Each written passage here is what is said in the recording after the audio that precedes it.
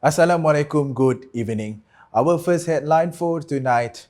The Sarawak government is currently undertaking a restructuring of its civil service through a lean civil service approach, which emphasizes efficiency and effectiveness without overburdening the existing administrative system.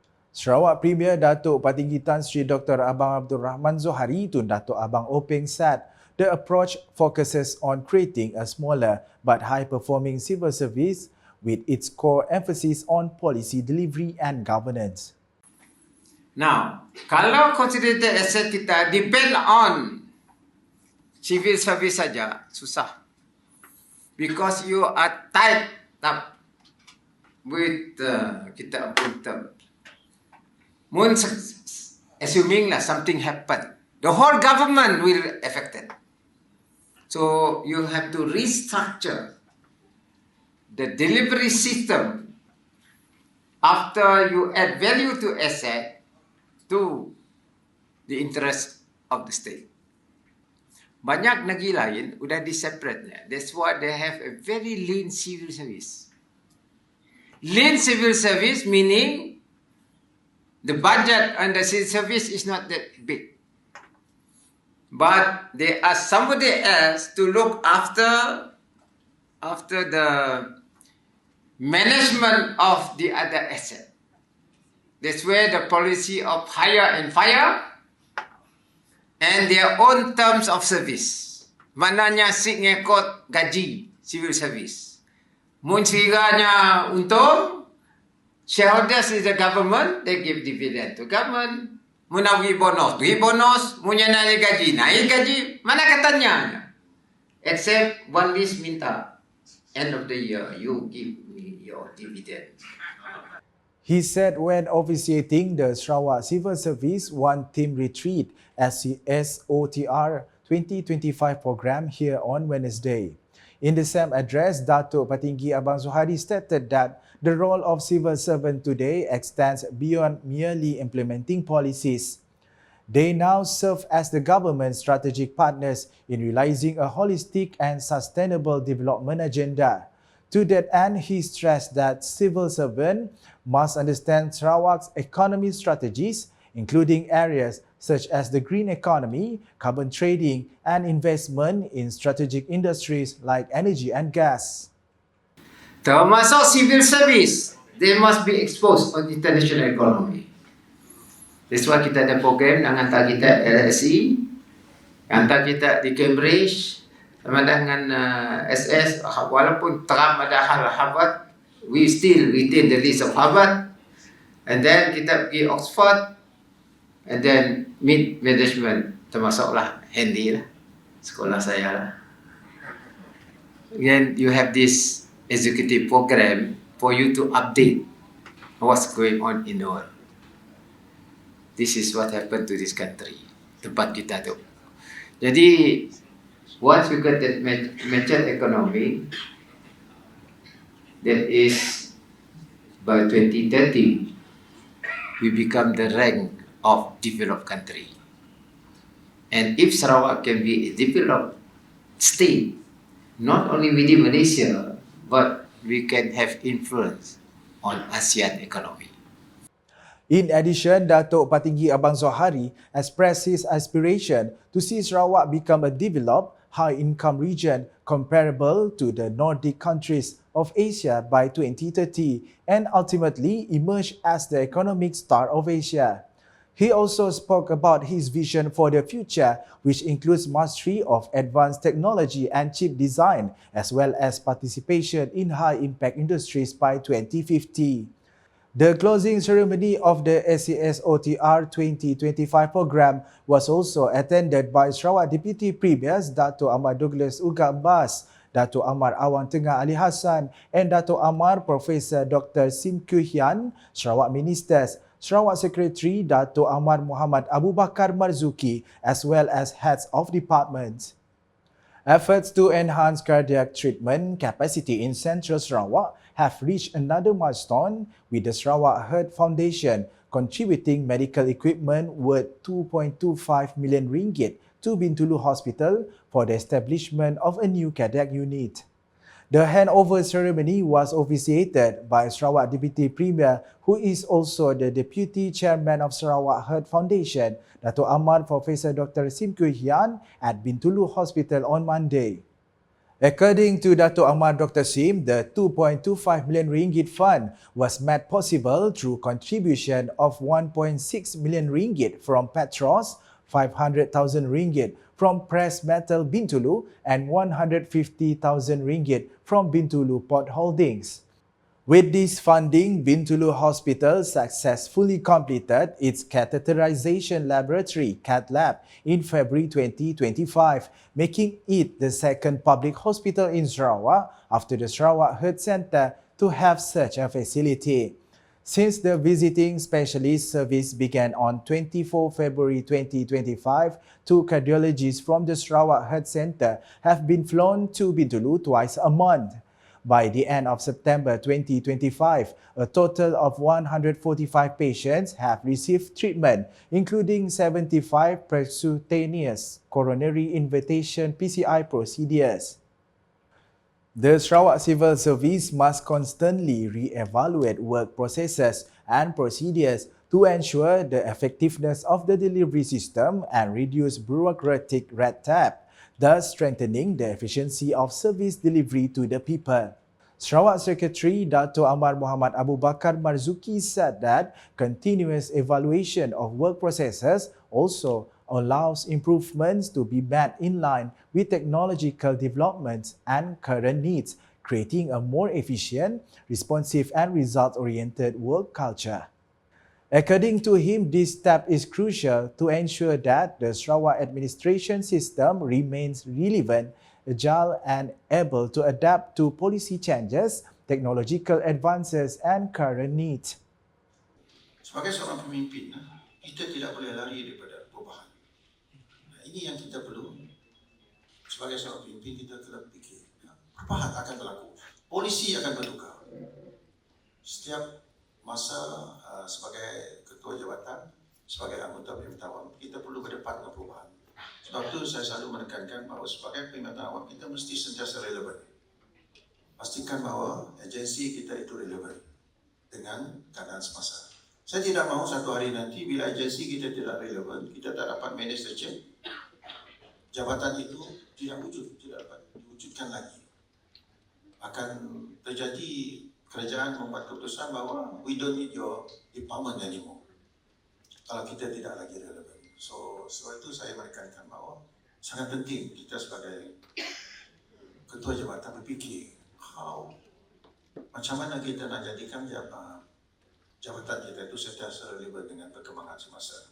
He said this when speaking at the opening session of the Sarawak Civil Service SCS1 Team Retreat OTR 2025 program here on Tuesday. Dato' Amar Muhammad Abu Bakar added that every agency and department needs to continuously assess its work processes as an organizational culture to ensure that weaknesses in the delivery system can be identified and proactively improved.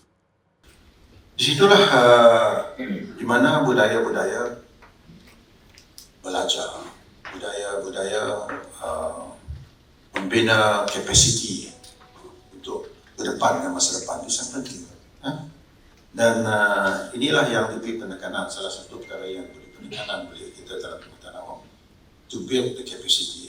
Sebab itulah di ujung itu yang saya sebut sebagai recharge, recharge ourselves, build our capacity. Kalau dia dijadikan sebagai enabler, kalau kita tak cukup kapasiti dari segi pengetahuan, kita bina, kita hantar untuk training, kita belajar dan sebagainya. Recharge itu bukan recharge lain. In the same speech, Dato' Amar Muhammad Abu Bakar also emphasized the importance of strategic cooperation between agencies so that every government agency and department can get to know each other, understand each other, and build strong working relationship. So, this is selalu saya tekankan bahawa jangan buang saya. Saya tak mau lihat ada di antara ketua jabatan yang tak dapat bekerja antara satu sama lain. Jangan ada di antara ketua jabatan yang tak bertegur sapa. Seperti dalam satu hari integriti Jabatan Tanah Terbang, saya tekankan bahawa jangan ada ketua jabatan nak berjakuk dengan timbalan ketua jabatan, presiden tak berjakuk dengan timbalan presiden. I don't want to see this. Deputy Secretary, amongst Deputy State Secretary tak boleh bercakap antara satu sama lain. I'm happy to see Datuk Datuk Abdullah, Datuk Abdullah, they can work together. They can sit together, meeting dan sebagainya. And kami bertiga, saya, Datuk Safri dengan Datuk Wandis, we can sit together. We can talk, we can discuss. I don't want to see that happen in the civil service. Tak ada pun, bila saya mempromosikan masyarakat, tak ada pun Datuk Wandis tak datang, tak ada pun Datuk Safri tak datang, tak ada pun Datuk Syariah tak datang, no, tak ada. We sit together. This is what I want to build dalam civil service kita. Commenting on the selection of Singapore as the location for the SCS OTR program this time, Dato' Ahmad Muhammad Abu Bakar said that the country is considered to be the best example in the fields of governance, urban development and public service efficiency, thus providing valuable inspiration for Sarawak. The first day of the SCS OTR 2025 program began with a morning exercise before continuing to the main program, which featured 14 sharing panels on strategies and achievements in economic development, workforce transformation, and infrastructure development through 3 forums. The Sarawak Civil Service One Team Retreat SCS OTR 2025 program, a continuation of the High Performance Team HPT, emphasizes collaboration, integration, and a holistic approach to government, which is expected to have a lasting impact on the effectiveness of Sarawak Civil Service. Deputy Sarawak Secretary Operation Dato' Hee Chang Kee said the program this time aimed to celebrate previous achievement, assess the effectiveness of the proposals that had been implemented, and plan new strategies and proposals to improve the performance of Sarawak Civil Service. According to him, of the 48 proposals presented at last year's program, half had been successfully implemented, while the rest were still being monitored as they required a longer implementation period. I'm happy to share with you that as of August this year, 50% of the solutions, 24 solutions, has been successfully resolved, while another 24 remain actively ongoing because they won't be resolved within a short time, so it's still actively ongoing. So this year again we gathered in Singapore. I think another meaningful emphasis. This year, Dato' Ahmad's direction is we want to celebrate our milestones achieved together and drawing lessons, success stories from our 3R approach: revisit, rethink, and recharge, as you can see on the backdrop. He said this when speaking on the first day of the program here on Tuesday. The chairman of the SCS OTR 2025 Working Committee added that the revisit, rethink, recharge 3R approach introduced by the Sarawak Secretary, Dato' Ahmad Muhammad Abu Bakar Marzuki, served as a guide to assess success, improve existing practices, and plan strategic steps for Sarawak development. The first day of the SCS OTR 2025 program began with a morning exercise before continuing to the main program, which featured 14 sharing panels on strategies and achievement in economic development, workforce transformation, and infrastructure development through 3 forums. The first forum, which focused on long-term strategies and basic development of the Sarawak economy, was delivered by Permanent Secretary to the Ministry for International Trade, Industry and Investment, Zulkarnain Masron, Permanent Secretary to the Ministry for Energy and Environmental Sustainability, Dato' Abang Ahmad Abang Moni, Permanent Secretary to the Ministry for Food Industry, Commodity and Regional Development, Dato' Syariah, and Permanent Secretary to the Ministry for Natural Resources and Urban Development, Dato' Abdullah Julaihi. The second forum discussed human capital development and strategies to improve the efficiency of civil servants, delivered by Permanent Secretary to the Ministry for Education, Innovation and Talent Development, Dato' Adana Jad. Director of the Human Resource Development and Management Unit, Dato' Sharifah Rohana Dato' Wan Alwi, and Director of the Immigration and Labour Management Unit, Richard Lon. Meanwhile, the third forum focused on critical projects, public service delivery, and technology development as a catalyst for progress, presented by Permanent Secretary to the Ministry for Public Health, Housing and Local Government, Dato' Elizabeth Loh, Permanent Secretary to the Ministry for Infrastructure and Port Development, Dato' Chiu Chi Yao, together with General Manager of the Sarawak Multimedia Authority, Dato' Dr. Anderson Tiong. The program concluded with a special sharing session from the World Bank with the topic Moving Towards Revenue-Based Budgeting in Sarawak, Key Principles, Expected Result and Progress. Sarawak has made history as all Year 6 pupils across the state sit for the Sarawak Dual Language Program Assessment for Year 6 UP-DLPS 6, which takes place from today until 16 October 2025. Deputy Minister for Education, Innovation and Talent Development, Dato' Dr. Anwar Rapai, said the assessment conducted simultaneously throughout Sarawak on Wednesday involves a total of 29,177 Year 6 pupils.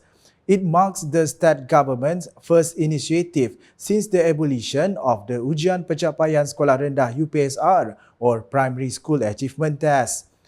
He said today was a historic day not only for the Sarawak government but also for all students and educators, as it signified the successful implementation of a standardized assessment across the state for Year 6 pupils following the discontinuation of UPSR.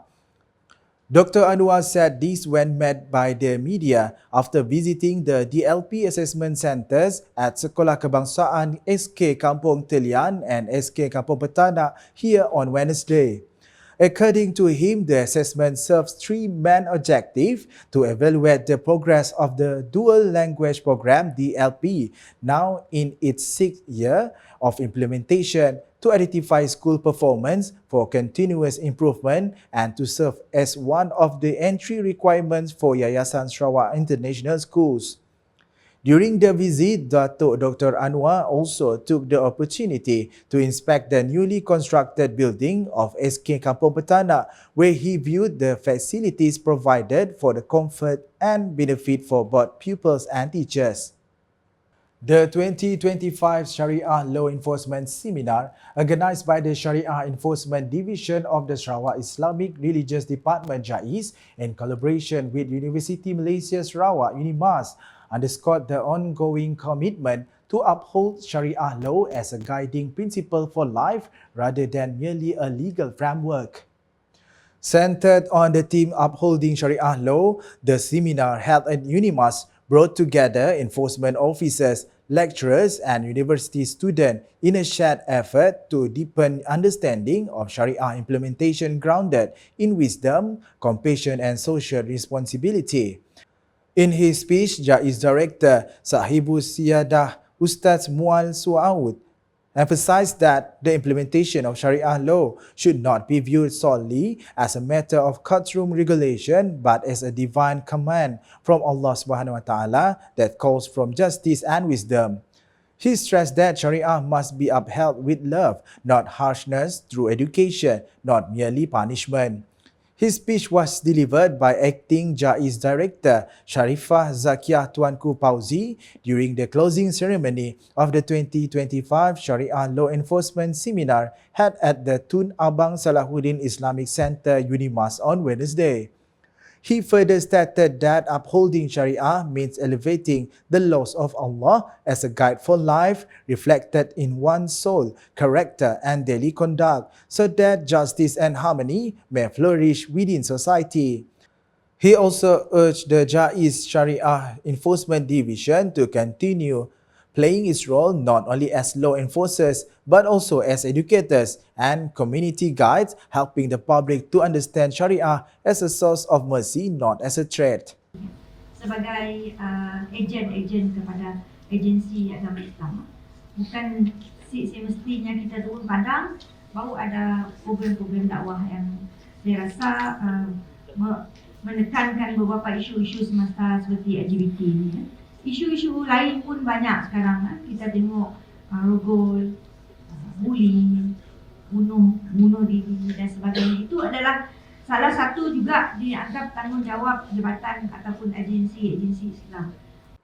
And that's the English edition with me, Fida'iy Hannan Sahni. More news can be found in our official portal ukas.sarawak.gov.my and social media platforms including Facebook and YouTube. Ending the bulletin with the Premier's vision of a smart Sarawak city. #Saluran Informasi Rakyat. Have a good night.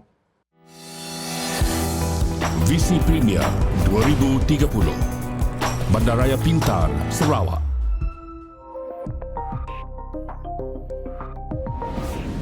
Sarawak sedang membangunkan pelan induk bandar pintar bagi kawasan-kawasan bandar yang akan mengutamakan kemampanan alam sekitar di dalam proses urbanisasi. Pelan induk bandar pintar Kuching dibangunkan dengan mobiliti karbon rendah dan infrastruktur bandar pintar sebagai keutamaan yang penting di dalam pembangunan Ibu Negeri Sarawak pada masa hadapan. Dimulakan pada 2019 oleh Majlis Perbandaran Miri dan Sarawak Information System Sdn Bhd, Sains. Antara komponen-komponennya termasuklah papan tanda digital, bandar selamat dan taman selamat, perparitan pintar, bas pintar, trak pintar, aplikasi bandar pintar, Miri Cares, pelancongan Miri, Electronic Local Authority 2, ELA2 dan pusat kawalan. Bangunan-bangunan hijau yang mematuhi Indeks Bangunan Hijau GBI, antara yang menyelah termasuk Universiti Teknologi Sarawak UTS di Sibu dan bangunan Dewan Bandaraya Miri. Pusat Operasi Bersepadu Sarawak SIOC merupakan komponen penting di dalam perancangan Bandar Pintar Sarawak dan saling boleh kendali serta ia adalah sebahagian dari inisiatif Kerajaan Sarawak dari visi yang amat berhormat Datuk Tinggi Dr. Abang Haji Abdul Rahman Zohari bintun Datuk Abang Haji Openg, Premier Sarawak. Penggunaan meter elektrik pintar yang dimulakan oleh Sarawak Energy untuk mempertingkat pengalaman pengguna dan membekalkan perkhidmatan bacaan bil yang tepat berdasarkan penggunaan masa sebenar. Pusat kawalan bersepadu adalah yang terkini di pusat lokasi untuk memberi arahan, koordinasi dan membuat keputusan di dalam menyokong respon insiden. Sarawak bakal menjadi contoh kepada negeri-negeri lain di Malaysia dengan perancangan Bandar Pintar. Visi Premier Sarawak Maju 2030.